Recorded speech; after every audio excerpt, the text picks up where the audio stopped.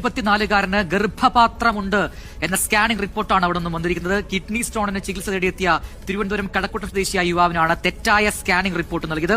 മറ്റൊരു ആശുപത്രിയിൽ ചികിത്സ തേടിയപ്പോഴാണ് വിവരം പുറത്തറിഞ്ഞത്. നിങ്ങൾ എഡിറ്റ്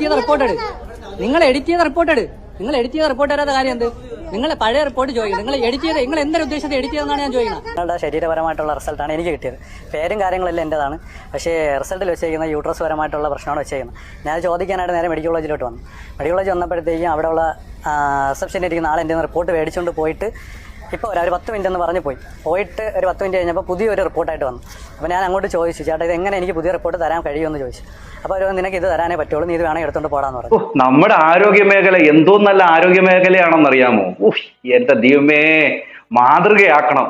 ഇനി തിരുവനന്തപുരം മെഡിക്കൽ കോളേജിന് പുതിയൊരു നോബൽ സമ്മാനം കൂടെ കിട്ടാൻ പോവുകയാണ്. അത് താമസിക്കാതെ കിട്ടും. പുരുഷന് ഗർഭപാത്രം കണ്ടെത്തിയതിന്റെ പേരില്. പൊന്നെ, എന്തായാലും ഇങ്ങേര് പിന്നെയും പോയി അവിടെ പരിശോധനയ്ക്ക് നിന്നില്ല. അങ്ങാര് പോയി ആ സർട്ടിഫിക്കറ്റിന്റെ കാര്യങ്ങളൊക്കെ ചോദിച്ചതേ ഉള്ളൂ. പിന്നെ ഇദ്ദേഹം പോയിട്ട് വയറിനൊന്ന് പരിശോധിച്ചേന്ന് പറഞ്ഞെങ്ങാണം പോയി ഇരുന്നെങ്കിൽ ഒരു കൊച്ചിനെ എടുത്ത് കൈ കൊടുത്തിട്ട് പറഞ്ഞ് വീട്ടിൽ വിട്ടേനെ. ആ ഒരവസ്ഥയായേനെ. എന്തൊക്കെയാണ് ഇവിടെ നടക്കുന്നത്? ആരോഗ്യ മേഖല വമ്പൻ വിജയമാണ്, വമ്പൻ വിജയം.